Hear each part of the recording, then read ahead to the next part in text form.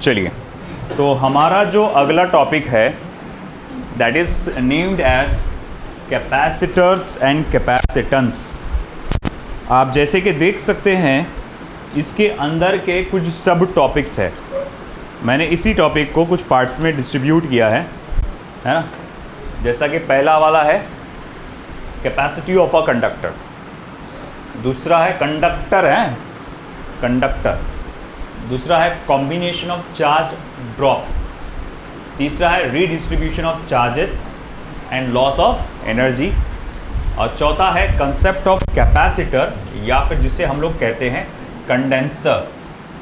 Capacitor को ही दूसरा नाम दिया गया है कंडेंसर, जिसमें सबसे पहला पॉइंट पे हम लोग जानते हैं आपका वो है कैपेसिटी ऑफ कंडक्टर, कंडक्टर की capacity.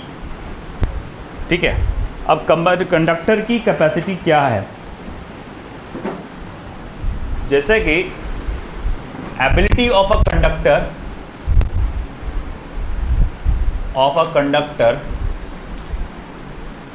To hold a charge is called as capacity of a conductor। किसी कंडक्टर की एबिलिटी कि वो ज़्यादा से ज़्यादा अपने अंदर कितना चार्ज स्टोर करके रख सकता है, कितना चार्ज जमा करके रख सकता है, उसको हम लोग कहते हैं कैपेसिटी ऑफ कंडक्टर। जैसे कि हम लोग बोलते हैं ना कि हम किसी बॉडी को चार्ज करेंगे, घस घस के उसके इलेक्ट्रॉन्स निकाल लो तो वो पॉजिटिवली चार्ज हो जाएगा, लगातार उसके ऊपर इलेक्ट्रॉन्स डाल दो तो वो नेगेटिवली चार्ज हो जाएगा।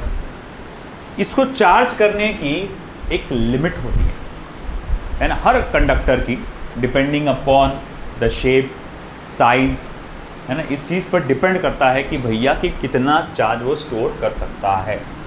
ऐसा क्यों होता है? देखो, मान लो कि मेरे पास ये एक न्यूट्रल शेप बॉडी है। थोड़ी देर, ये जो डायग्राम बना रहा हूँ मैं, ये आपको बनाने की ज़रूरत नहीं है, बस मैं आपको समझाने के लिए बना रहा हूँ। एक न्यूट्रल शेप्ड बॉडी है आपके पास, ऐसी कुछ भी रैंडम शेप आपको नज़र आ रहा है, मेटल की बॉडी है, कंडक्टर है, इस पर कोई चार्ज अभी जमा नहीं है ना।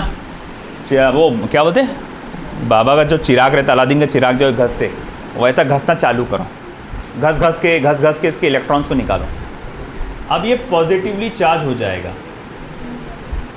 जब ये पॉजिटिवली चार्ज हो जाएगा, पॉजिटिव चार्ज उसकी बॉडी पे चारों तरफ यूनिफॉर्मली स्प्रेड हो जाएगा, है ना, और वो पैदा करेगा इलेक्ट्रिक फील्ड।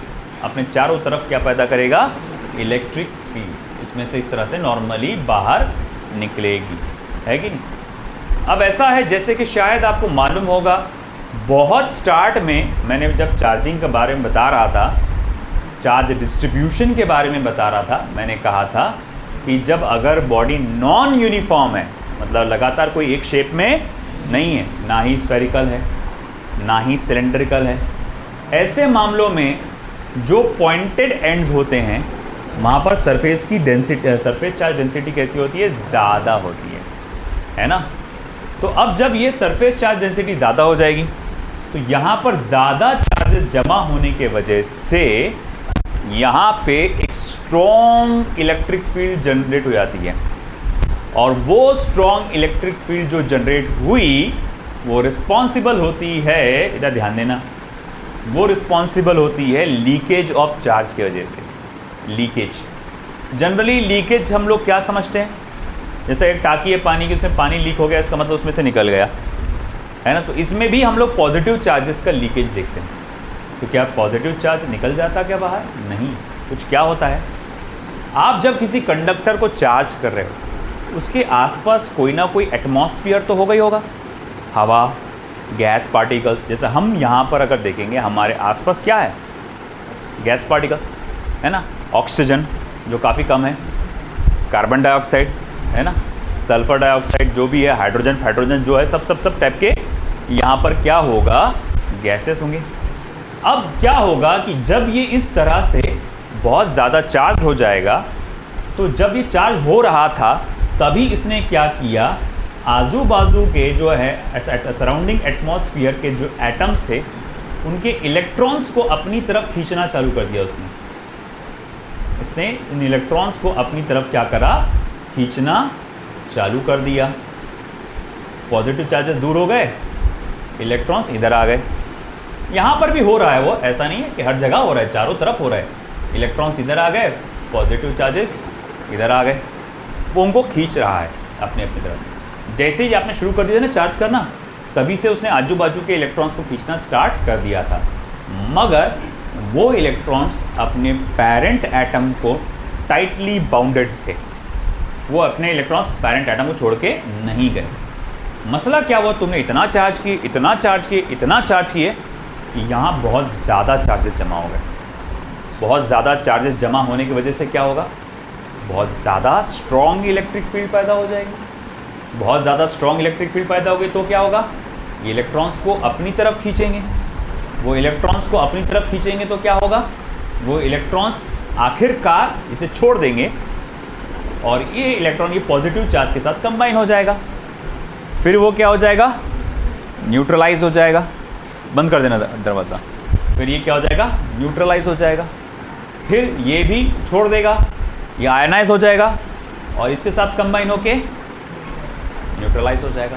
तो मॉरल ऑफ द स्टोरी, इन्होंने क्या करे है ना, इनको छोड़ दिए और पॉजिटिव चार्ज को न्यूट्रलाइज कर दिए और पॉजिटिव चार्ज वहाँ से गायब हो गया। तो ऐसा थोड़ी हुआ कि पॉजिटिव चार्ज उसको छोड़कर चला गया, वो वहीं है, वो न्यूट्रलाइज हो गया। तो चार्जेस की क्वांटिटी जो पहले 100 हुआ करती थी वो 90 हो गई, है कि नहीं। मैंने और घसा 90 से वापस 100 किया, उसने वापस से स्ट्रॉन्ग इलेक्ट्रिक फील्ड जनरेट किया, वापस से उसने 10 इलेक्ट्रॉन खींच के एब्जॉर्ब करके न्यूट्रलाइज कर डाला, है ना। तुम जितनी बार भी कोशिश करोगे तुम 90 के ऊपर उसको चार्ज नहीं कर पाओगे। एक बार भी तुमने 90 के ऊपर उसको चार्ज करने की कोशिश की है ना, 90 के ऊपर तुमने चार्ज करने की चलो लास्ट में जो भी दरवाज़ा बंद करके आए, तो एक बार भी तुमने 90 के ऊपर उसको चार्ज करने की कोशिश की तो फिर वो क्या हो जाएगा, फिर से न्यूट्रलाइज हो जाएगा। तुमने क्या नोटिस किया, 90 के ऊपर वो स्टोर कर पा रहा, क्या वो नहीं कर पा रहा, है ना। तो भैया यही हम लोग ने देखा यहाँ पर इस चीज़ को, इसे हम लोग कहते हैं कि भैया इससे ज़्यादा वो चार्ज स्टोर नहीं कर पा रहा। तो the ability of this conductor to hold the charge, इसी को कहा गया है कैपेसिटी ऑफ अ कंडक्टर। अब ऐसा है कि एक और बात देखी गई है, जितना ज़्यादा आप चार्ज स्टोर करोगे अगला चार्ज स्टोर करने में और उतनी दिक्कत जाएगी। बोले कैसे, अरे भाई मान लो किसी बॉडी पे पहले सिर्फ 2-3 चार्जेस थे, है ना। अब मैं दूसरा चार्ज लेकर आ रहा हूँ, ये लोग क्या करेंगे, मुझे रिपेल करेंगे, है ना। और फिर भी मैं ज़बरदस्ती लाके एक चार्ज रख दिया, अब मैं और एक चार्ज लेकर आ रहा हूँ। अब पहले मुझे 4 रिपेल कर रहे थे, अब कितने करेंगे, 5। मैं फिर भी जाके यहाँ रख दिया, अब मुझे पहले कितने रिपेल कर रहे थे, 5, अब कितने, 6। मैं फिर भी लाके रख दिया। तुमको नहीं लग रहा हर बार जब मैं अगली बार चार्ज लेकर आऊँगा मुझे ज़्यादा अपोजिशन फेस करना पड़ेगा। अगर ज़्यादा अपोजिशन फेस करना पड़ेगा तो वर्क ज़्यादा करना पड़ेगा। और work done per unit charge, एक यूनिट चार्ज को इन्फिनिटी से उस जगह ला के रखने के लिए जो आप वर्क करते हैं उसे क्या कहते हैं, इलेक्ट्रिक पोटेंशियल। मतलब तुम जितना चार्ज जमा करोगे अगली बार 1 कूलम का चार्ज लाने में तुमको उतनी ज़्यादा दिक्कत होती जाएगी। तो total charge is directly proportional to electric potential, है ना। दरवाज़ा बंद करके आओ। Total charge is directly proportional to electric potential. जितना ज़्यादा चार्ज स्टोर करोगे उसकी पोटेंशियल लेवल क्या होगी, उतनी बढ़ते चले जाएगी। चलो भाई मान लिया कि total charge is directly proportional to electric potential. इधर आओ। तो अब ऐसा है, फिर यहाँ पर एक कांस्टेंट ऑफ प्रोपोर्शनैलिटी निकल के आती है जिसको C से रिप्रेजेंट करते हैं। C जो है ये है constant of proportionality, constant of proportionality called as capacity और कैपेसिटेंस ऑफ अ कंडक्टर, इसे हम लोग क्या कहते हैं बेटा, कैपेसिटी या फिर कैपेसिटेंस ऑफ अ कंडक्टर कहा जाता है। आई बात समझ में? अब ये जो कैपेसिटी ऑफ कंडक्टर है, जैसे कि आप देख सकते हैं, इसका फॉर्मूला क्या बनेगा, C = Q/V। No doubt capacity of conductor calculate करने के लिए कि भैया इस कंडक्टर की कैपेसिटी क्या है, वो कैसे पता चलेगी, है ना? तो आप ये दोनों वैल्यूज़ कैलकुलेट करिए और उससे आपको वो पता चल जाएगी कि इसकी क्या कैपेसिटी है। मगर ये कैपेसिटी, मैं एक बार बोल देता हूँ, ये कैपेसिटी डिपेंड नहीं करती इन दोनों वैल्यूज़ पे।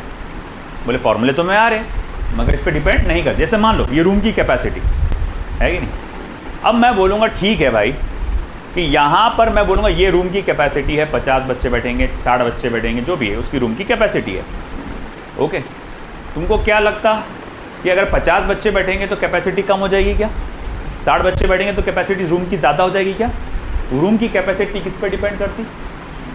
डायमेंशन पे, कि कैसा बनावट है इसका, उस बात पे डिपेंड करता है कि नहीं?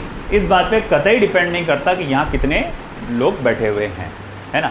हाँ, मैं इस पर अंदाज़ा लगा सकता हूँ, है ना, कि एक बच्चा, 50 बच्चे बैठे हैं यहाँ पे, है कि नहीं? एक बच्चा 1 मीटर स्क्वायर का एरिया घेरता है, 50 बच्चे बैठे और उन्होंने पूरा रूम को फुल कर डाले, है कि नहीं? तो बताओ भाई रूम की कैपेसिटी कितनी है? 50 मीटर स्क्वायर।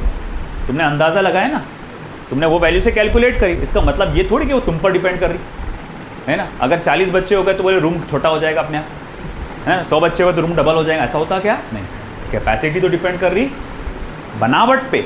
हाँ, आप अंदाज़ा लगा सकते हैं, कैलकुलेट कर सकते हैं कि भैया अभी क्या क्या कितना कैपेसिटी है उस चीज़ का। तो वही है, कैपेसिटी कैलकुलेट किया जा सकता है चार्ज से, पोटेंशियल से, मगर कहीं पे भी कैपेसिटी ऑफ कंडक्टर इन दोनों पे डिपेंड नहीं करती, है ना? यहाँ पर लिख लो, capacity of conductor, capacity of conductor depends, does not, रे बाबा does not depends on charge and potential। Charge पे और पोटेंशियल पे डिपेंड नहीं करता, वो उसके डायमेंशन पे डिपेंड करता है। एरिया कितना है, प्लेट्स का डिस्टेंस कितना है, वो आएगा आगे जाके सारी चीज़ें, तो उस पर डिपेंड करता है कैपेसिटी ऑफ अ कंडक्टर। ये बात समझ में आपको? ठीक है। The next we are going to see, हाँ, इसका ऐसा यूनिट डायमेंशन रह गया लिखने वास्ते, मैं यहाँ लिख देता हूँ, उधर जगह है क्या, उधर ही आ जाएगा। SI यूनिट, इस पे से आप लगा सकते हैं कि सबसे पहले तो कूलम पर वोल्ट, ये एक SI यूनिट है, या फिर जो सबसे ज़्यादा इस्तेमाल होता है फैरेड, फरादनीय, है ना, फैरेड। ठीक है। जनरली हम लोग देखते हैं, अक्सर हम लोग देखेंगे कैपेसिटर को पिको फैरेड में, माइक्रो फैरेड में, नैनो फैरेड में ऐसा ज़्यादातर दिया जाता है। पिको फैरेड मतलब 10⁻⁻12 फैरेड, माइक्रो फैरेड मतलब 10⁻⁻6 फैरेड, नैनो मतलब 10⁻⁻9। खैर चलो ठीक है। इसका डायमेंशन बहुत इंपॉर्टेंट है हमारे लिए, पूछा जा सकता है। ज़रा बताएंगे डायमेंशन क्या आप कैलकुलेट करके? C = Q/V। Q का क्या होता है? T1A1, है ना। वर्क डन का क्या होगा देखो, वो V का क्या होगा? रफ में अगर मैं देखूँ, C = Q/V, V = W/Q, C = Q, W/Q, C = Q²/W। तो फिर डायमेंशन देखो इसका क्या आएगा, Q का स्क्वायर हुआ ना, तो T2A2, और वर्क डन का क्या होता है? M1L1, M1L2 T-2, तो वो हो जाएगा M-1 L-2 T4A2, तो ये हो जाएगा M-1 L-2 P4A2।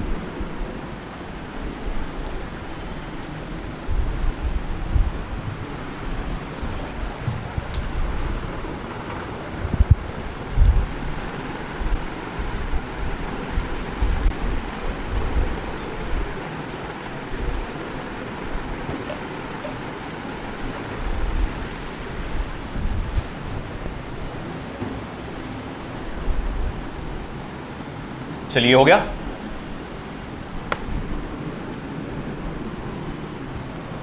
चलिए अब इसी के अंदर मैं एक सब टाइटल के तौर पे पढ़ूंगा, capacity of a spherical conductor.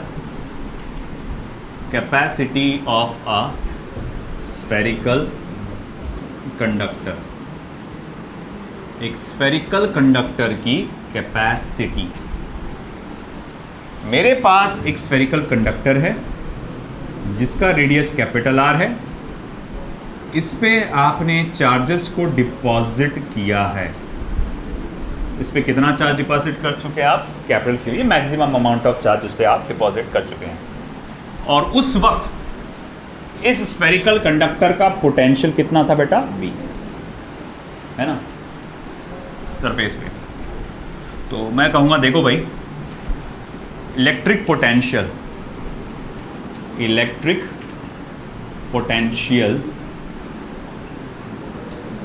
On the surface of a spherical conductor, यानी कि अगर मुझे 1 कूलम का चार्ज इन्फिनिटी से लाकर इसके सरफेस पे रखना है, इस प्रोसेस में मुझे कितना वर्क डन करना पड़ेगा? तो इसका फॉर्मूला होता है 1/4πε0 Q/r, है ना, ठीक है। अब मैं क्या करता हूँ, 4πε0r को इधर ला लेता हूँ, b को q के नीचे लेके चले जाता हूँ, तो ये हो जाएगा Q/v 4πε0r। Q/v क्या होता है बेटा? c, that is capacity of conductor, यानी कि 4πε0r। This is called as capacity of conductor, है ना। साफ नजर आ रहा है capacity of conductor is directly proportional to radius. जैसे रेडियस में चेंजेस आएंगे वैसा इसका कैपेसिटी में चेंज आएंगे। किसी स्फेरिकल कंडक्टर का रेडियस डबल हुआ, क्या रेडियस, वॉल्यूम नहीं है, रेडियस डबल हुआ, कैपेसिटी डबल हो जाएगी। किसी स्फेरिकल कंडक्टर का रेडियस आधा हो गया तो कैपेसिटी भी आधी हो जाएगी। लिख लीजिए,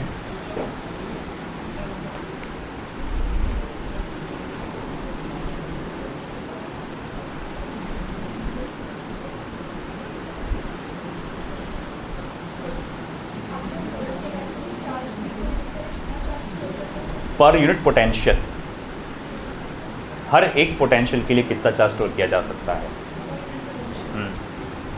तो आपने कहा चार्ज में होना चाहिए वैल्यू, है ना, मतलब 1 वोल्ट का अगर मान लो पोटेंशियल यहाँ जनरेट हो गया तो उसमें कितने चार्ज स्टोर किए जा सकते हैं? हाँ, 1 वोल्ट के पोटेंशियल के लिए मान लो मैंने यहाँ पर लाया 1 वोल्ट का पोटेंशियल हो गया, है ना, 1 वोल्ट के पोटेंशियल पे कितना चार्ज जमा हो गया, वैसा।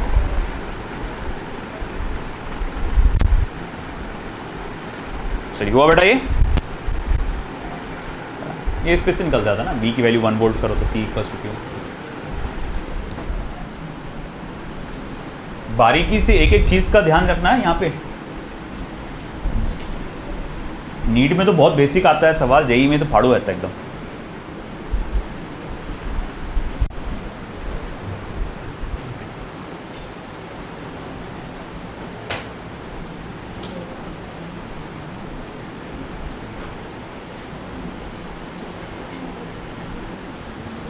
कुछ चीज एज अ नोट करके यहां पर लिखा रहा हूं मैं आपको। इसका डेरिवेशन मैं आपको बाद में बताऊंगा। Electrostatic potential energy stored in a conductor of capacity C charge Q and potential V is given as 1/2 CV, 1/2, हाँ वो CV स्क्वायर है ना, 1/2 QV और Q स्क्वायर अपॉन 2C। ये जो फॉर्मूला है अभी मैंने कंडक्टर के लिए लिखाया, आगे जाके यही फॉर्मूला एज इट इज यही फॉर्मूले बनते हैं आप कैपेसिटर के लिए यानी कंडेंसर के लिए देखेंगे और उस वक्त उसका डेरिवेशन आएगा। तो जब वो डेरिवेशन आएगा तो ये भी कवर हो जाएगा उसके अंदर। अभी का फिलहाल ये डायरेक्टली याद रखो कि देखो जब भी आप किसी चार्ज जमा कर रहे हैं किसी बॉडी में तो आप एक किस्म की एनर्जी जमा कर रहे हैं। आप क्या कर रहे हैं, मोबाइल को उठते से क्या करते हैं, चार्जिंग पे लगाते हैं ना आप, है कि नहीं? चार्जिंग, चार्जेस जमा उठते से ही बोले, मुंह धोना सब बाद में, तकिए के नीचे से ढूंढो, कहा है नहीं ढूंढा, मोबाइल नहीं मिला, हाँ मोबाइल है ना। खैर तकिए के नीचे से कहीं से ढूंढ के निकाला मोबाइल और सबसे पहले कुछ नहीं, मुंह पे छपका नहीं, कुछ नहीं, सबसे पहले मोबाइल चार्जिंग पे लगा, बाकी के सारे काम बाद में। अब आप मोबाइल को चार्ज कर रहे हैं, है ना, चार्जिंग कर रहे हैं मोबाइल की, आप उसमें चार्जेस जमा कर रहे हैं, आप उसमें एक किस्म की एनर्जी जमा कर, वही एनर्जी यूज़ कर रहे हैं ना। आप चालू कर रहे हैं, आप गाने सुन रहे हैं उसके अंदर, नहीं हम गाने तो नहीं सुनते सर, है ना, ठीक है, जो भी आप कर रहे हैं उसमें लाइट का, साउंड का, सबका यूज़ हो रहा है ना, है कि नहीं? तो भैया वहाँ एनर्जी का यूज़ हो रहा है। वो एनर्जी कहाँ से आई? बैटरी के अंदर स्टोर थी, कैसे आई? चार्जिंग करके, चार्जेस को जमा करके, वो पोटेंशियल एनर्जी। चलो नेक्स्ट, ये हो चुका। अरे भैया स्फेरिकल कंडक्टर का हो गया क्या? हाँ अरे है ना, नेक्स्ट रिएक्शन है, चल जल्दी दे, 2 मिनट दे आते को, फास्ट कर। नो सर,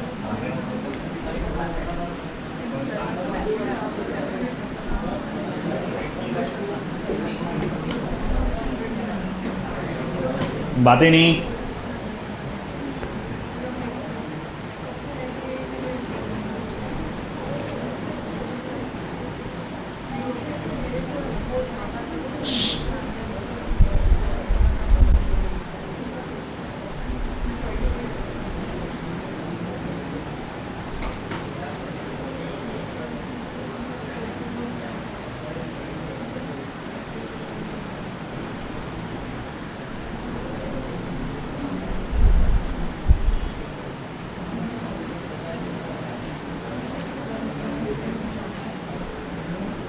हो गया।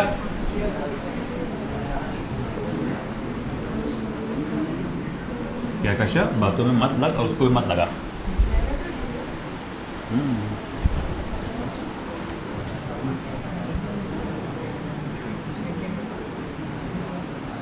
Combination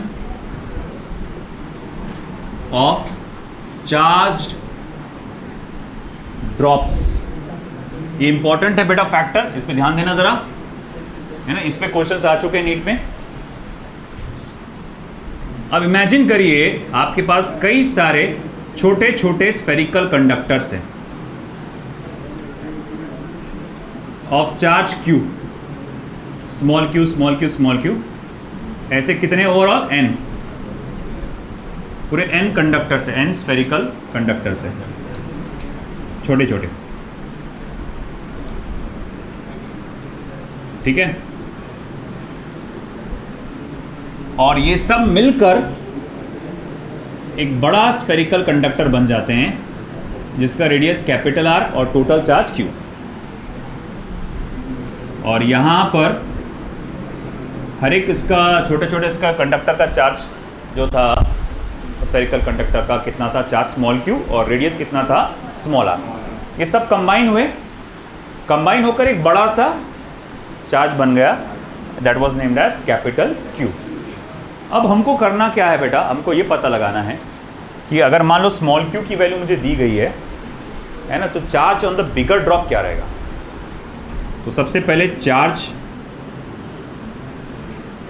on the bigger drop, तो अगर मैं कहूंगा देखो छोटे छोटे चार्जेस स्मॉल क्यू थे, ऐसे कितने थे n स्फेरिकल कंडक्टर्स, मिलकर एक बड़ा कंडक्टर बना, उस पर चार्ज कितना आएगा। तो सिंपली आपको ऐड करना है ये charge on the bigger drop capital Q is small n into Q, small n into Q। अब अगली तरफ अगले पड़ाव पे हम जाते हैं, हमको निकालना है कैपेसिटी कितनी है। मगर कैपेसिटी निकालने के लिए जैसा कि देखो capacity of a spherical conductor इसी जगह लिखा हुआ था, directly proportional to r radius, है कि मतलब जो हाल रेडियस का होगा वही कंडक्टर का कैपेसिटी का होगा। तो मैं इनके रेडियस का रिलेशन निकालता हूँ। मैंने बोलूँगा कि भैया देखो तुमने इतने सारे छोटे छोटे स्फेरिकल कंडक्टर को जोड़कर तुमने एक बड़ा स्फेरिकल कंडक्टर बनाया। मैं आपसे पूछूंगा कौन कौन सी बातों में यहाँ पर फ़र्क नहीं आया। अभी भी वही है, छोटे छोटे ड्रॉपलेट्स को छोड़कर जब आपने बड़ा ड्रॉप बनाए तो कौन कौन सी बातें नहीं बदली यहाँ पे। पहला तो क्या, मटेरियल मतलब डेंसिटी वही है, मास वही आएगा। अरे 1-1 ग्राम के 10 कंडक्टर जोड़ के मैं एक बड़ा बनाऊंगा तो 10 ग्राम की बनेगा ना वो, तो मास नहीं बढ़ेगा। अगर मटेरियल भी वही है और डेंसिटी भी वही है तो फिर वॉल्यूम भी वही रहेगा, है ना। डेंसिटी क्या होता है, mass upon volume, volume is mass upon density. आप बोल रहे हर एक स्फेरिकल कंडक्टर का पहले और बाद में मास वही था, डेंसिटी भी वही था। डेंसिटी डिपेंड करता है मटेरियल पे, तो वॉल्यूम भी क्या रहेगा, वही रहेगा। तो मैं बोलूँगा देखो वॉल्यूम ऑफ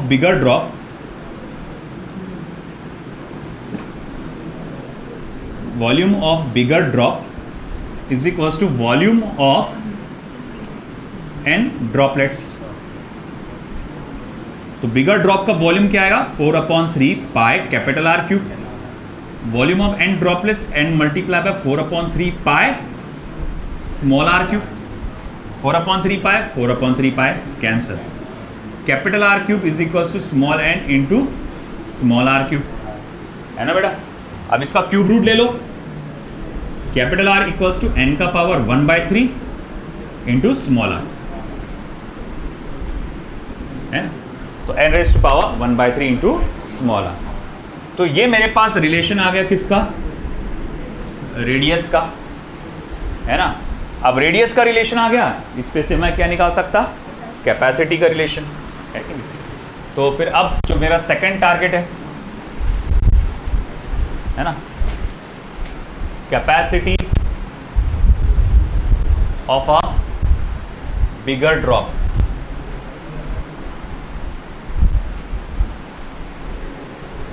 तो मैं देखूंगा, देखो C is directly proportional to R। जो कैपेसिटी है वो डायरेक्टली प्रोपोर्शनल है किसको, रेडियस को। तो भैया हम जानते हैं कि but R is equals to n raise to power 1/3 of small r। मैं यहाँ लिख सकता हूँ देखो capital C is also n raise to power 1/3 of small c।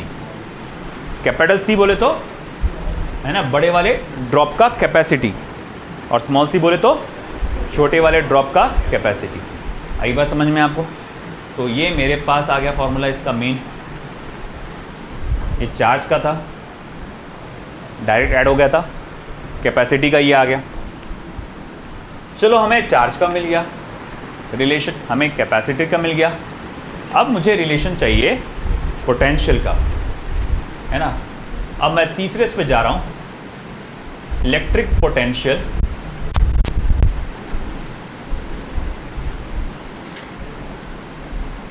of a bigger drop, electric potential of a bigger drop. तो अब बोले यार electric potential of a bigger drop का रिलेशन कैसे आएगा, दोबारा आ जाएगा, कोई बड़ी बात नहीं है यार। देख यहाँ पे मैं यहाँ लिखूंगा कि देखो C is equals to n raise to power 1/3 of small c। Capital Q is equals to आपका क्या आएगा, n multiply by of small c। मैं सेपरेट में यहाँ लिखता हूँ C इज इक्वल्स टू क्या होता है, Q बाय V। तो V इक्वल्स टू क्या होगा बेटा, Q बाय C। तो इक्वेशन नंबर इक्वेशन नंबर 2 को डिवाइड करो इक्वेशन नंबर 1 से।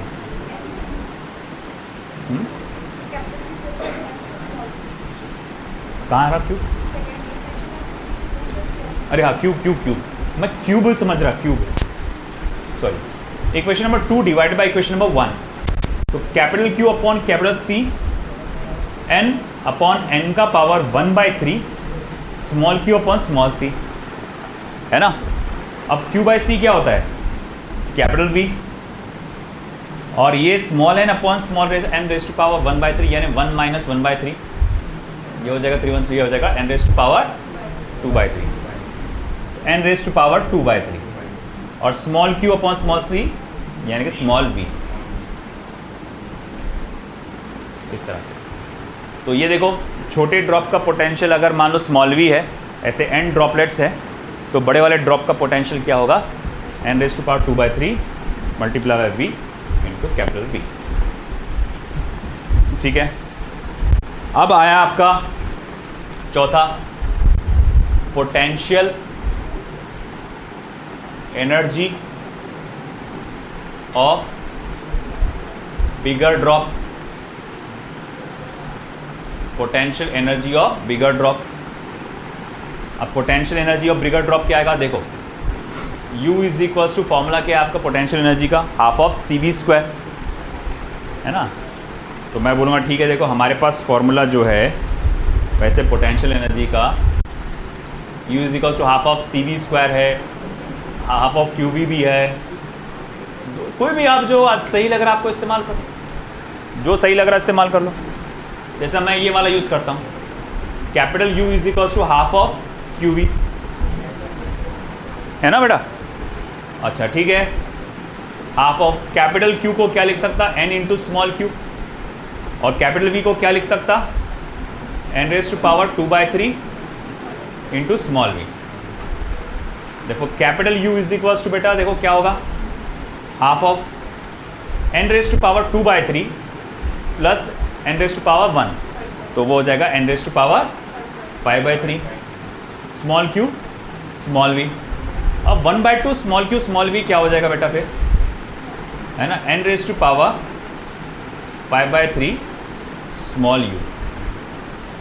ये आ जा रहा है potential energy of bigger drop. आई बात समझ में आपको। तो बड़े ड्रॉप का पोटेंशियल एनर्जी आपको ये मिलेगा। बोलो बोलो बोलो, मुझसे पूछो। देख, हाँ, U equals to half of CV² एक फार्मूला है, हाफ ऑफ QV एक फार्मूला है, 3 फार्मूला है पोटेंशियल एनर्जी के, कोई भी एक इस्तेमाल करो। मैंने ये वाला चुना, इसमें कोई पावर नहीं है, ये वाला चुना मैंने।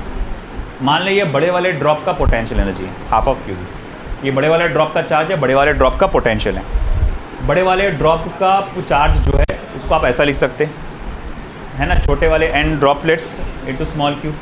बड़े वाले ड्रॉप का पोटेंशियल आप ऐसा लिख सकते हैं, स्मॉल v। अब ये देखो n रेज़ टू पावर 1 और n रेज़ टू पावर 2/3, ये होता है n रेज़ टू पावर 5/3। ये स्मॉल q स्मॉल v अलग हो जाएगा। अब हाफ ऑफ QV, इसको एक साथ देखो, हाफ ऑफ QV को, हाफ ऑफ QV, ये क्या आएगा, पोटेंशियल एनर्जी, मगर किसका, छोटे वाले ड्रॉप का, याद ही हो। तो बड़े वाले ड्रॉप की पोटेंशियल एनर्जी तुमको निकालना है अगर, और तुम्हारे पास मान लो ऐसा कुछ, मान लो ऐसा 8 या छोटे छोटे ड्रॉपलेट्स दिए हुए तुम्हारे को, बोला हुआ है कि भाई बताओ बड़ी वाली पोटेंशियल एनर्जी क्या होगी ड्रॉप की। एक की पोटेंशियल एनर्जी मान लो 10 जूल है, हमारे पास कितने हैं, 8। तो पहले इसका क्यूब रूट ले लो, 8 का क्यूब रूट कितना होता, 2, उसको 5 बार मल्टीप्लाई कर लो। नहीं रे पापा, 5 से नहीं, 5 बार मल्टीप्लाई कर, 2 2 4, 4 2 8, 8 2 16, 16 2 32, 32 होता। तो 32 मल्टीप्लाई बाय 10 यानी 320 जूल हो जाएगा उसका आंसर।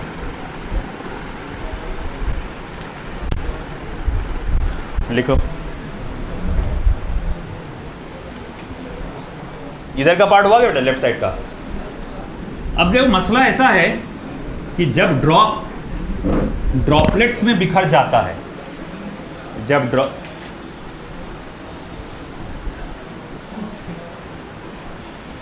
कर लो पहले, कर लो, रुक जाते हैं।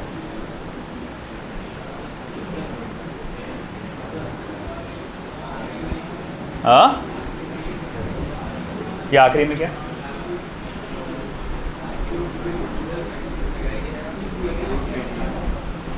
ये तुमको दिख नहीं रहा इतना बड़ा क्यूब, लॉजिक ये तो इस्तेमाल का मेरे से हो गया लिखने में गलती।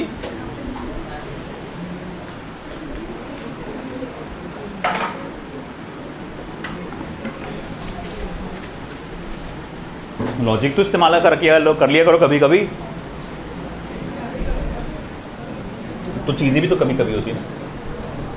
हाँ चलो, बाद में आगे का पॉइंट क्या है हमारा। अबे क्या बे, एक तो इसमें सारा पुराना है। हाँ, एनर्जी ऑफ बिगर ड्रॉप आ गया है ना, एनर्जी डिफरेंस बाकी रह गया। 5वें नंबर का एनर्जी डिफरेंस। देखो क्या होता है, अगर देखा जाए ना तो बड़े ड्रॉप का एनर्जी ज़्यादा होता है और छोटे ड्रॉपलेट्स की एनर्जी कम होती है, भले वो उनसे मिलकर बना है। तो अगर ऐसी बात है तो एनर्जी डिफरेंस अगर निकालना है डेल्टा यू, तो इट विल बी U1, मतलब बड़े वाले ड्रॉप में से आप क्या करो, छोटे वाले ड्रॉप की एनर्जी को माइनस करो। बड़े वाले ड्रॉप की एनर्जी मान लो अगर मैं इसको डालूं इस फॉर्म में, ये रहेगा U, क्या इसको U के फॉर्म में रख दूँ क्या, बड़े वाले इसको, हाँ कैपिटल U, और U को क्या लिख सकता हूँ फिर मैं, NU, सॉरी हाँ, तो माइनस N, U की वैल्यू हो जाती है capital U raise to power N raise to power 5/3, है ना। तो मतलब ये क्या है कि अगर आपको एनर्जी में फ़र्क मालूम करना है, मुझे मालूम है कि एक बड़े ड्रॉप की एनर्जी कैपिटल U है, एक छोटे ड्रॉपलेट की एनर्जी क्या है, स्मॉल u है। एक छोटे ड्रॉप, एक बोला मैंने, ऐसे कितने ड्रॉपलेट्स है तुम्हारे जो मिलकर बना बड़ा ड्रॉप, n। तो मैं अगर एनर्जी का डिफरेंस निकालना चाहता हूँ तो बड़े ड्रॉप की एनर्जी क्या थी, सारे छोटे छोटे ड्रॉपलेट्स की एनर्जी क्या थी, उसको क्या करूँगा मैं, माइनस करूँ। तो कैपिटल U में से मैंने स्मॉल u को माइनस किया, है ना, ये भी कैपिटल U में से मैंने छोटे से NU को माइनस किया। मगर स्मॉल u और कैपिटल U का रिलेशन आपको मालूम है वहाँ पर क्या है कि capital U is equals to N raise to power 5/3 times of small u। तो स्मॉल u के जगह क्या डाल सकता मैं, capital U divided by N raise to power 5/3। अब यही कैलकुलेशन जब मैं आगे करूँगा तो फिर ये वैल्यू आ जाएगी, कैपिटल U कॉमन निकालो, 1 minus 1/n raise to power 2/3। ये बड़े इसके फॉर्म में है, यहाँ पोटेंशियल एनर्जी बड़े ड्रॉप की है। ऐसे ही हो सकता है अगर मैं पोटेंशियल एनर्जी छोटे ड्रॉपलेट्स की डाल दूँ, यानी कैपिटल U के जगह N raise to power 5/3 times of small u डाल दूँ, फिर स्मॉल u को कॉमन निकाल लूँ मैं, तो N raise to power 5/3 minus आपका N हो जाएगा उसमें। अगर छोटे ड्रॉपलेट्स की एनर्जी अपन देखें, मैं ज़्यादातर बड़े ड्रॉप की एनर्जी देते हैं, इसीलिए मैंने ये बड़े ड्रॉप का ही लिया। एनर्जी डिफरेंस लिख लो।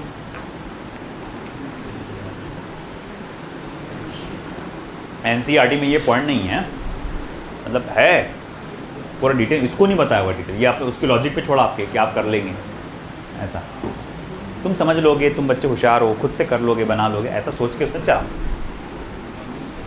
मगर क्या है, टीचर्स को मालूम है रियलिटी, बता नहीं पड़ता हूँ कैसे आया। देखो तुम लोग कितना होशियार समझते हैं लोग कि तुम खुद से फॉर्मूले बनाने लग जाएंगे, ऐसा सोचते वो लोग एनसीईआरटी में। हो गया ये पूरा लिखना।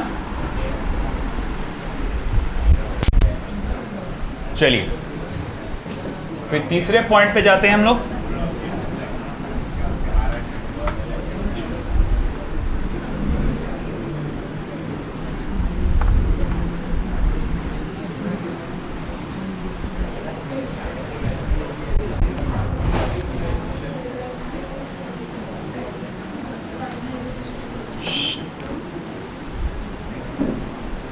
फिर है redistribution of charges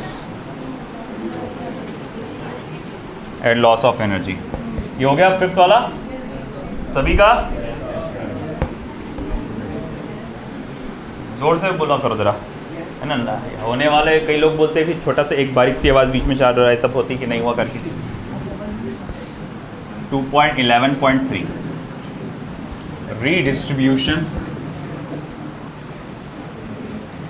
of charges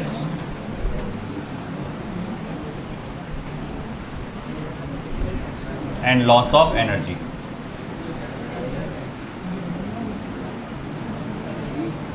तो आपको याद है, नहीं याद है, बोले क्या याद है ना, बताते।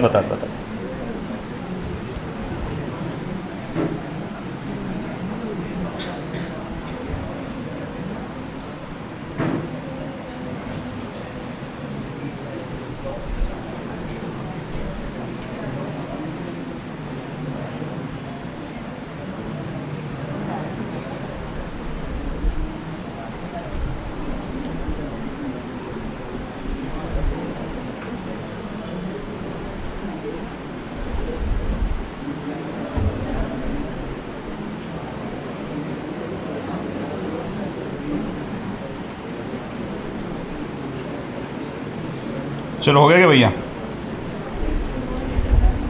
हो गया?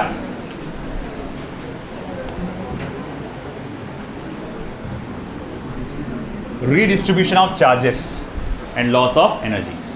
तो मैं जो बोल रहा था, मतलब क्या आपको याद है? क्या याद है? अपन ने रीडिस्ट्रीब्यूशन ऑफ चार्जेस पहले भी पढ़े।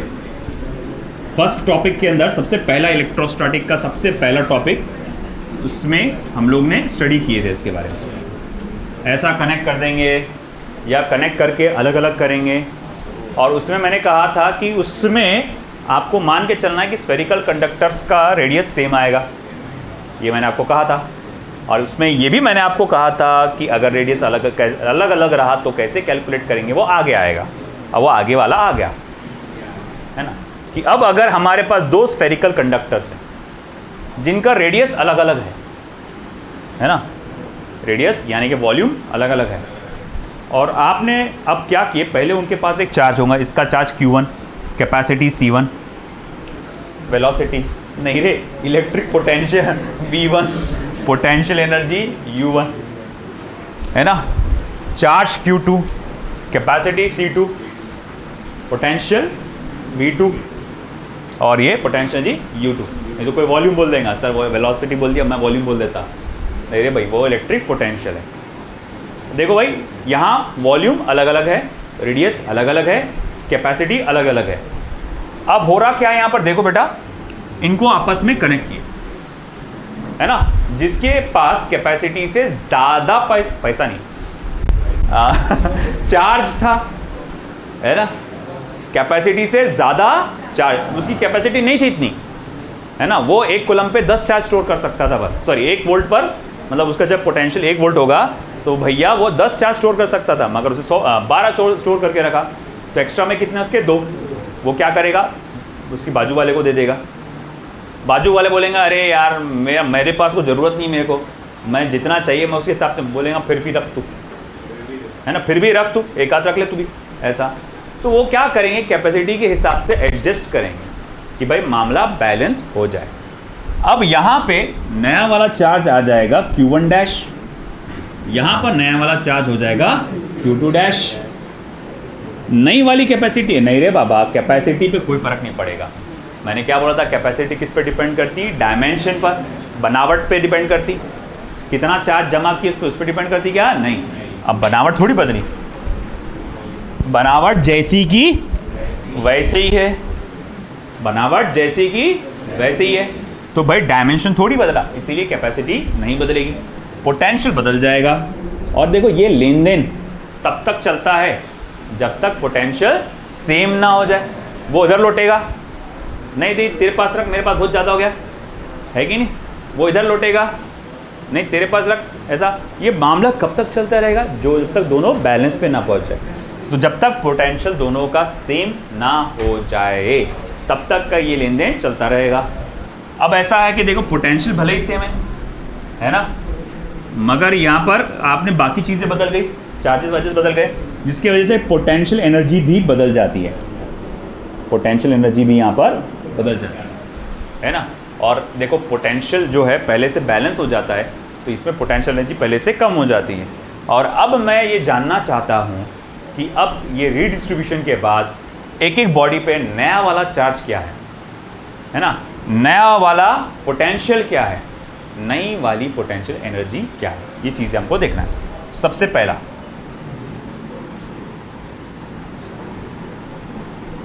हेडिंग कैसी है इसकी,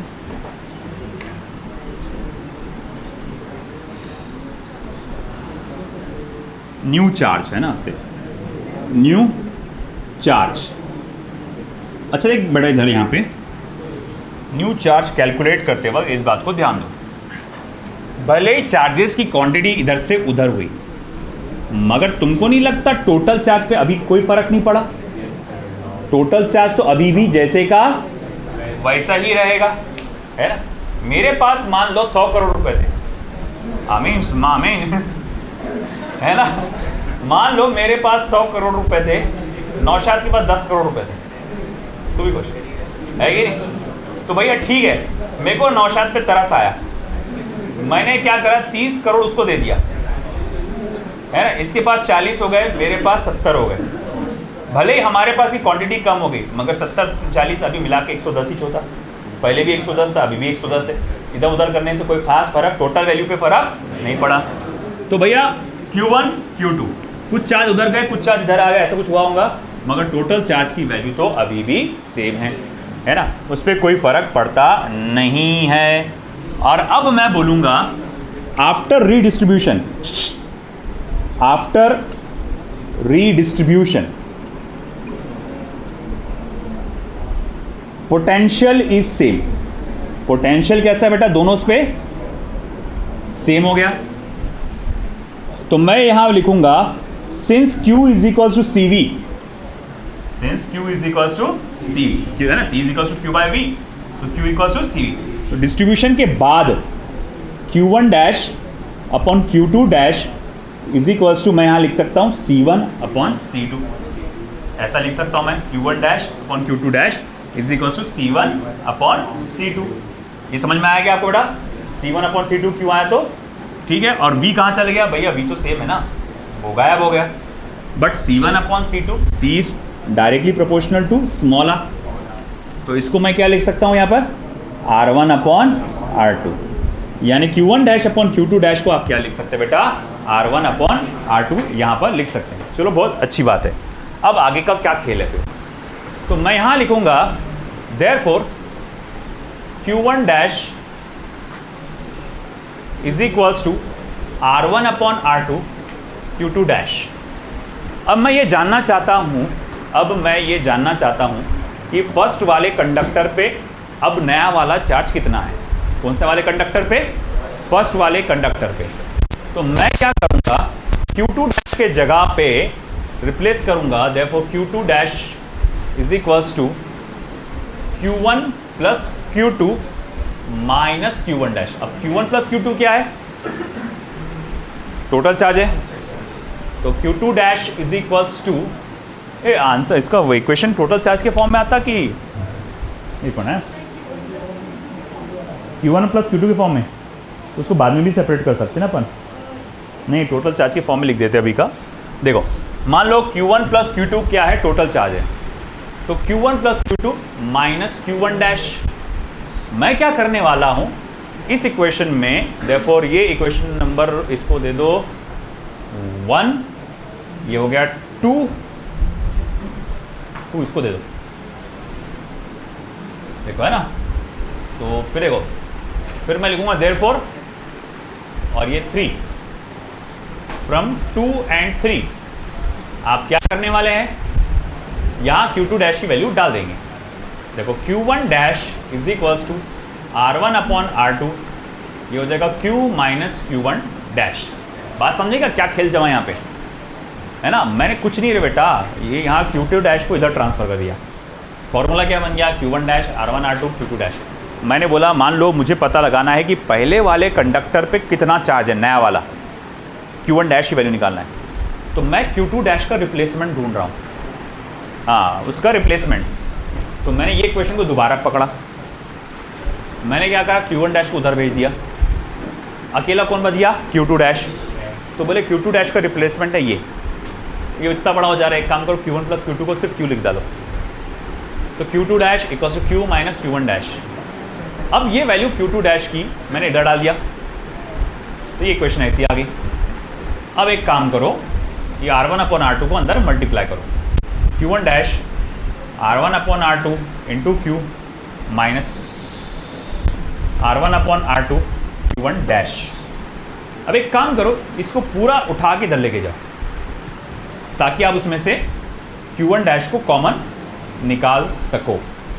ओके, Q1 डैश को उधर उठा के लेके चले गए। यहाँ क्या बच गया, R1 upon R2 into Q। निकालो Q1 इसमें से कॉमन, Q1 डैश को कॉमन निकालो। तो Q1 डैश मैंने यहाँ से निकाला कॉमन, बच गया 1 upon 1 plus R1 upon R2 is equals to R1 into R2 into Q। Cross multiply करो, 1 plus R2 plus R1 upon R2 is equals to R1 into Q upon R2। R2 cancel. Sir पहले ही कर देना था। नहीं बेटा, जब तक ये क्रॉस मल्टीप्लिकेशन नहीं होगा ना इसके साथ, इसको भी नहीं मिलेगा जब तक, तब तक ये कैंसिल नहीं हो सकता। इसके साथ क्रॉस मल्टीप्लाई करने के बाद ही होगा वो। फिर आगे क्या, R1 प्लस R2 को इधर लेके चले जाओ। देखो Q1 dash is equals to R1 into Q upon R1 plus R2। ये मेरे पास फॉर्मूला आ गया। सिमिलरली बिल्कुल इसी तरह से अब आप इसको देखकर अंदाज़ा लगा सकते हैं Q2 डैश क्या होगा फिर। अरे भैया Q1 dash R1 into Q upon R1 plus R2 था ना, तो Q2 डैश क्या होगा फिर R2 into Q upon R1 plus R2। आया समझ में? ओके, बोर्ड एग्जाम में ये सब नहीं चाहिए, ये डेरिवेशन बोर्ड एग्जाम का नहीं है। ये आपको सिर्फ ये सब लाने के लिए कैसे आया ये करके, ये सब नीट का चल रहा अभी है ना। बोर्ड एग्जाम का सिर्फ आखिरी वाला टॉपिक है कंसेप्ट ऑफ कंडेंसर, ये नहीं है, ये सब नीट के चल रहे हैं। ये समझ में आया आपको?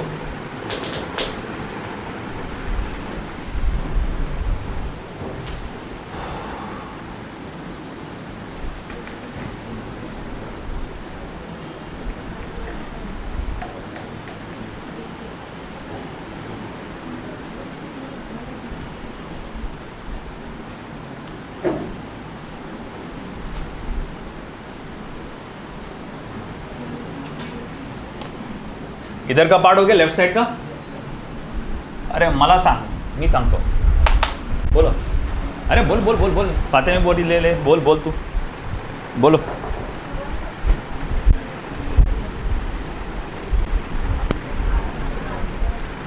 R1 अपॉन R2, हाँ जोर से बोलिए। नीचे वाली इक्वेशन, हाँ क्या चाहिए यहाँ पे, Q1 dash R1 upon R2 cube और ये minus R1 upon R2 Q1 dash को इधर लेकर आया तो ये प्लस हो गया R1 upon R2 Q1 dash बाहर निकला, R1 upon R2 into Q रह गया, बचा क्या, Q1 डैश निकल के बाद 1 प्लस R1 अपॉन R2। फिर इसको करें cross multiplication, R1 upon R2 तो R2 plus R1 upon R2, ये Q1 dash R1 upon R2 into Q, ये R2 और ये R2 हुआ कैंसर, ये R2 प्लस R1 बोलो या R1 प्लस R2 इधर आएगा है ना। तो यहाँ पर R1 तो यहाँ पर फिर अब R2 आ जाएगा।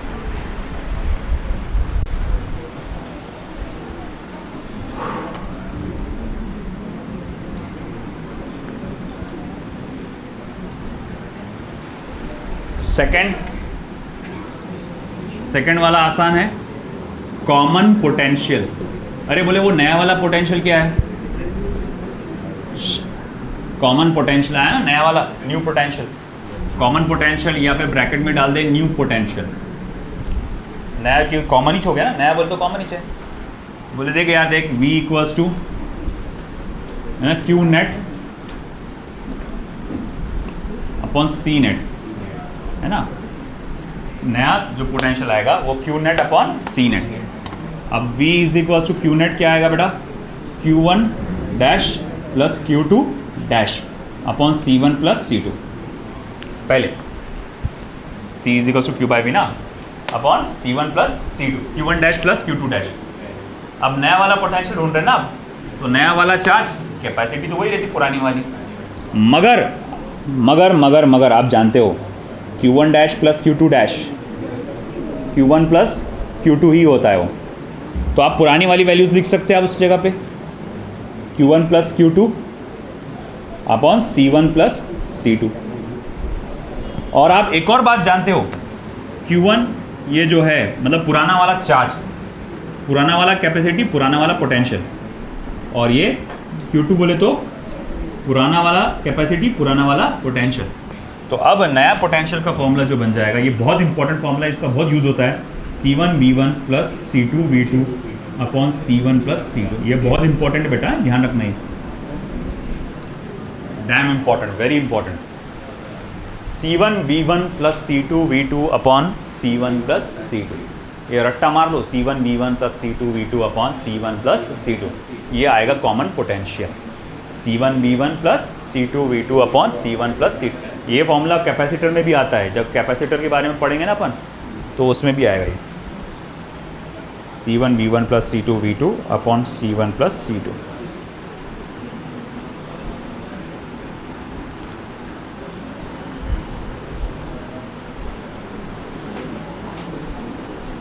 अच्छा, डायरेक्ट एनर्जी लॉस है फिर तुम्हारे को C1 V1 plus C2 V2 upon C1 plus C2। चलो ये हो गया इधर का। एनर्जी लॉस का डायरेक्ट है तुम्हारे को, ये कॉम्बिनेशन की वजह से क्या होता है कि एनर्जी थोड़ी सी लॉस हो जाती है, कि पोटेंशियल पहले से क्या हो जाता, कम हो जाता। तो अब हम लोग देखेंगे एनर्जी लॉस का फॉर्मूला क्या आ रहा है, डायरेक्ट है, डायरेक्ट लिख लो, क्योंकि कैलकुलेशन बहुत बड़ा जाएगा उसका, तो इसीलिए उन्होंने डायरेक्ट दे दिया।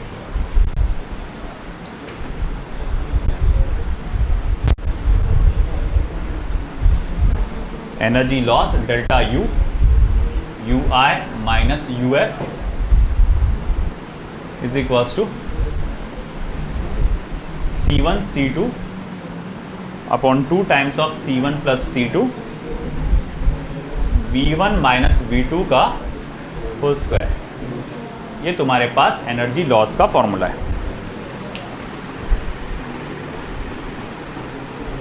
ना, delta U C1 C2 upon 2 times of C1 plus C2 V1 minus V2 का होल स्क्वायर।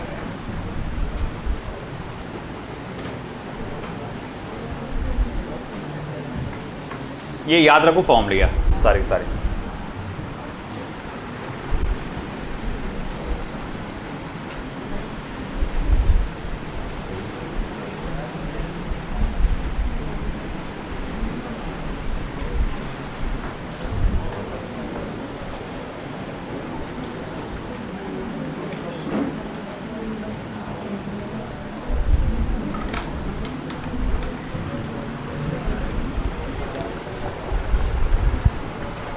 सर अमजद है, अमजद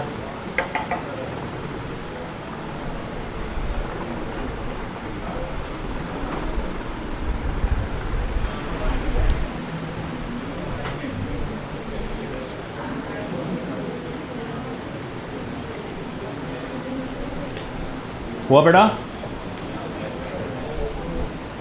नेक्स्ट ये इरेज कर दूं? चलो उधर हो जाएगा मेरा अगला, उतना काफ़ी जगह है उसके लिए।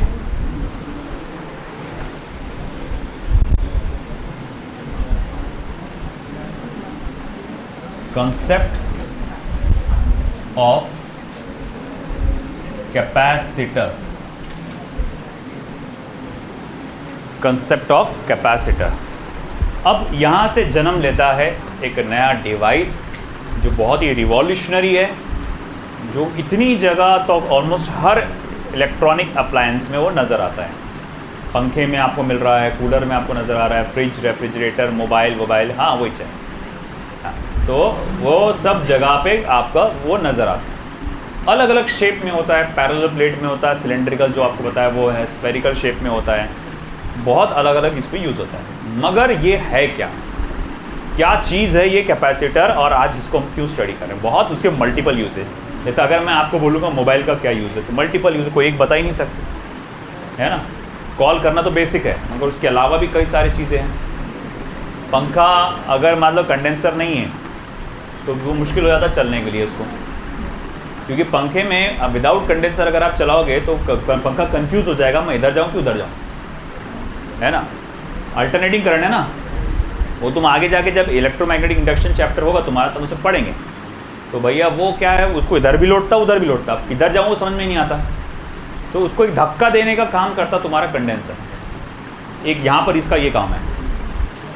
मोबाइल में वो चार्ज स्टोर करता in the form of batteries, जैसा चार्ज स्टोर करने का काम करता। तो बोले यार कंडक्टर में तो कर लेते, सस्ते में तो अवेलेबल था, कोई भी मेटल हो उसको चार्ज कर लो, लगा दो, साला हो गया कम, मसला नहीं, कर सकते थे। मगर क्या है, उसकी कैपेसिटी कम है और उसको चार्ज करना भी बड़ा मुश्किल था, इजीली वो चार्ज होता नहीं था।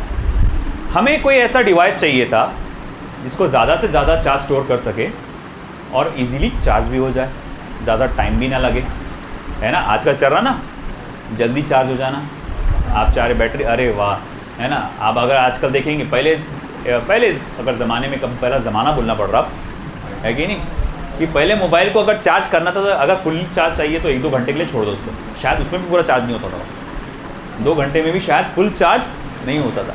अब तो भूल भी गए, सच में मेरे भी दिमाग से निकल गया वो कि इतने टाइम लगता था पहले चार्ज होने। सादा वाला फ़ोन को भी 1-1.5 घंटा लग जाता था चार्ज होने। अब तो भैया आप इतने जो आ गए चार्जर्स, जो इतने fast chargers, ultra fast chargers, hardly आधा पौन घंटा,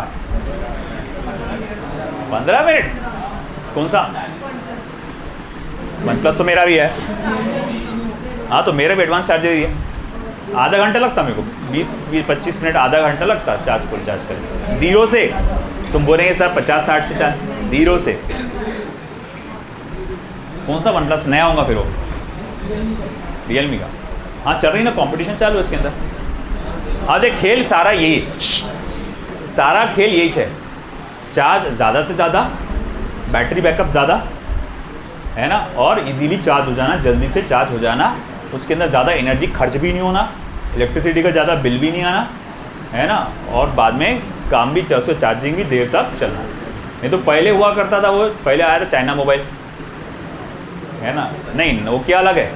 देख पहला स्क्रीन टच, पहले तो एंड्रॉयड आप बोलते इसको, पहले सिर्फ स्क्रीन टच आया था, है ना, स्क्रीन टच। सैमसंग कुछ भी नहीं, सैमसंग चलता था, हाँ सैमसंग बोल सकते हैं, सैमसंग, नोकिया, LG, सोनी, नहीं शाओमी फामी सब अभी के हैं। लावा चाइना मोबाइल था, माइक्रोमैक्स, मोटरोला। तो इन्होंने क्या किए, सबसे पहले स्क्रीन टच मोबाइल निकाले, उसका नाम स्क्रीन टच था, हम लोग ने यूज़ किए हुए स्क्रीन टच। तो स्क्रीन टच मोबाइल था, और उसमें क्या है, जैसा ये सिस्टम वही थोड़ा बहुत बेसिक सिस्टम था, मगर सॉफ्टवेयर कुछ अलग था उस टाइम। फिर उसके अंदर उसको, वो महंगे हुआ करते थे उस टाइम, उसको कम्पीट करने के लिए आया चाइना मोबाइल, है ना। अब चाइना मोबाइल के तो ऐसा बड़ा डिस्प्ले रहता था, ये बड़ा मोबाइल रहता था।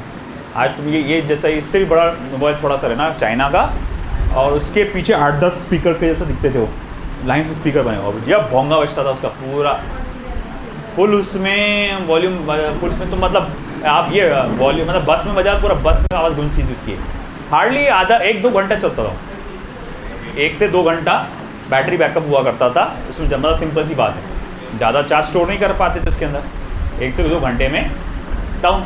मेरे पास था जो सबसे, मेरे लाइफ का सबसे पहला मोबाइल मेरा जो था LG का, छोटू सा एकदम, है ना, छोटा सा मोबाइल था एकदम LG का, और वो कुछ कीपैड वाला था, और वो मतलब डिजिटल, बोलने के लिए डिजिटल था, कलर बोलते हैं, कलर्ड था उस टाइम का। और मतलब ऐसा है कि अगर आपको कोई फ़ोटो वोटो आपको मतलब ओपन कर सकते, गूगल भी नहीं, अलग ही कुछ था, वो जावा का चलता था उस टाइम में, वो याद भी नहीं। तो भाई उसमें कैसा है कि भैया उसकी भी चार्जिंग का ये हाल था, 3 से 4 घंटे डाउन। तो मैं क्या करता था, उसको बंद कर करके रखता था फ़ोन को, जब ज़रूरत पड़ी तब फ़ोन चालू किए, फिर कॉल किए, फिर काम हो गया, बंद करके रख दो। शुरू में फर्स्ट मेरा मोबाइल 800 रुपये का खरीदा था। तो अब ऐसा है, अब यहाँ पर रिसर्च चलते रही कि हमको कैपेसिटी बढ़ाना है, पोटेंशियल को कम करना है, वो कैसे करेंगे। तो देखो सर, मान लो, अबे ध्यान दो रे इधर, हमेशा कैपेसिटी जो है पॉजिटिव चार्ज से नापी जाती है, नेगेटिव चार्ज से नापी नहीं जाती, क्योंकि हमारा मेन हीरो पॉजिटिव चार्ज है। जितना ज़्यादा पॉजिटिव चार्ज जमा करेंगे हमारे लिए उतना फ़ायदेमंद है। इधर ध्यान दो सब लोग, ये एक मेटल प्लेट है जिस पे कई सारे पॉजिटिव चार्जेस यहाँ पर तुमको जमा हुआ नज़र आ रहे हैं। अब तुमने बोला कि ठीक है, इसकी कैपेसिटी तक वो पहुँच चुका है, मैक्सिमम कैपेसिटी तक, इसका चार्ज डिपॉजिटेड कितना हो चुका है, +Q, और अब ऐसा है कि इसका पोटेंशियल अब कितना है, V है। अभी कितना है पोटेंशियल, V है। तो मैं बोलूँगा ठीक है, तो अभी कैपेसिटी क्या है, तो C = Q/V, ये इसकी कैपेसिटी। आप इस वैल्यू से उसकी कैपेसिटी को कैलकुलेट कर सकते हैं कि भैया हाँ ठीक है, अब इसकी कैपेसिटी इतनी रहेगी। देखो चार्ज की क्वांटिटी हमेशा किससे नापी जाती है, पॉजिटिव चार्ज से। पोटेंशियल में दोनों देखा जाता है, पॉजिटिव चार्ज भी और नेगेटिव चार्ज भी। अब मेरे पास दूर कहीं एक न्यूट्रल कंडक्टर था, दूर कहीं एक क्या था, अरे कैसा कंडक्टर था, बोलो भाई, न्यूट्रल, मतलब जितना पॉजिटिव उतना नेगेटिव बराबर बराबर में बटा हुआ। अब ये न्यूट्रल कंडक्टर को ला के मैंने इसके पास रखा, है ना, ये क्या करेगा, इसके नेगेटिव चार्जेस को अपनी तरफ खींचेगा और पॉजिटिव चार्जेस को दूर ढकेलेगा। तो देखो बेमान इलेक्ट्रॉन्स क्या किए, है ना, अपने पॉजिटिव चार्ज को छोड़े और इसके लालच में इधर चले गए नेगेटिव चार्ज में, और इधर साइड में लाइन से पॉजिटिव चार्ज जमा हो गए। अब क्या करेंगे आप, इसको अर्थ से कनेक्ट करेंगे। जैसे ही अर्थ से कनेक्ट कर रहे थे तो ये पॉजिटिव चार्जेस ने क्या करे, अर्थ से नेगेटिव चार्जेस को खींच लिए और अपने आप को न्यूट्रलाइज कर लिए, है कि नहीं। और अब ये क्या हो गया, नेगेटिवली चार्ज हो गया। नेगेटिव चार्ज होने की वजह से मान लो इस जगह पे इसका जो पोटेंशियल आएगा -v' आएगा, थोड़ा दूर है ना उससे, वो इसका पोटेंशियल v इस जगह पे v, और इन चार्जेस की वजह से यहाँ पर पोटेंशियल क्या आएगा, -v'। मैं बोलूँगा अब नया नेट पोटेंशियल क्या रहेगा, तो बोले देखो इसका पोटेंशियल v प्लस इसका पोटेंशियल -v', यानी कि क्या आएगा, v -v'। Total number of positive charges तो अभी भी सेम ही है। तो अब मैं बोलूँगा ठीक है भाई, अब नई वाली कैपेसिटी क्या रहेगी, तो टोटल चार्ज अपॉन नया वाला total potential, C' is equals to क्या आएगा फिर, v -v'। अब मुझे एक बात बताओ बेटा, इक्वेशन नंबर 1 देखो और इक्वेशन नंबर 2 देखो, दोनों को इक्वेशन को आप देख कर एक चीज़ का अंदाज़ा लगा सकते हैं, डिनोमिनेटर पहले से छोटा हो गया, डिनोमिनेटर पहले से छोटा हो गया, v -v' कम हो गया ना डिनोमिनेटर, और डिनोमिनेटर कम हो गया मतलब ये वैल्यू क्या हो गई, बढ़ गई, यानी C' पिछली वैल्यू से ज़्यादा है, तो C' is greater than C। तो मैं यहाँ लिख सकता हूँ देयरफॉर, है ना, C 2 and 1 C' is greater than C। तो तुमने देखा क्या देखा कि C' बढ़ गया पहले से, है ना, कैपेसिटी पहले से ज़्यादा हो गई, और साथ ही साथ जो हम चाहते थे पोटेंशियल भी क्या हो गया, पहले से कम हो गया। तो हम लोग इस पर से कहते हैं कैपेसिटर, आपका कैपेसिटर है क्या, it is an electronic device which increases the charge storing capacity at relatively low potential. एक ऐसा इलेक्ट्रॉनिक डिवाइस है जो चार्ज स्टोरिंग कैपेसिटी बढ़ा दिया है एट रिलेटिवली लो पोटेंशियल के साथ। अगर कैपेसिटर का जन्म नहीं हुआ होता तो आप आज मोबाइल को यूज़ नहीं कर पाते थे, आपको लगातार फिर वो टेलीफोन जो पुराने ज़माने का था, वायर के साथ कनेक्टेड, लगातार इलेक्ट्रिक सप्लाई के साथ कनेक्टेड, लाइन गई तो वो भी गया, है ना, वो मामला होता था फिर, है ना। आई बात समझ में। तो कैपेसिटर की वजह से ही आज जो बैटरीज आप यूज़ कर रहे हो उसका खेल है। तो इसको डेफिनेशन भी लिखना है, मैं डेफिनेशन लेफ्ट साइड में लिख देता हूँ।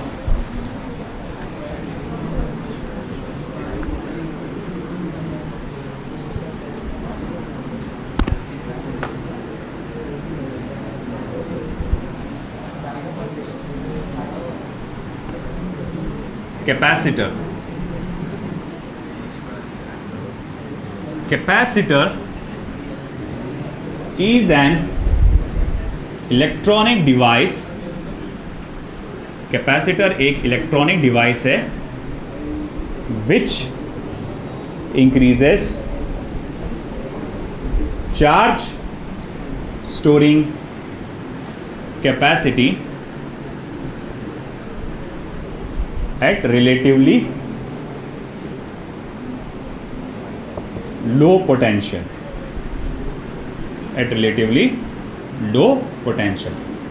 सादा कंडक्टर भी चार्ज स्टोर कर सकता है, कैपेसिटर का भी काम है चार्ज स्टोर करना, मगर खासियत क्या है, सादे कंडक्टर के मुकाबले वो ज़्यादा चार्ज स्टोर कर पाएगा और उसका पोटेंशियल भी क्या रहेगा, कम होगा, है ना। और बाकी है आगे जाके हम लोग देखेंगे डिफरेंट टाइप्स ऑफ कैपेसिटर, वो सारी चीज़ें नेक्स्ट लेक्चर में। इसमें अभी तक जो हुआ उससे रिलेटेड कुछ न्यूमेरिकल्स भी हमारे बाकी है, वो अगले लेक्चर में कवर करेंगे।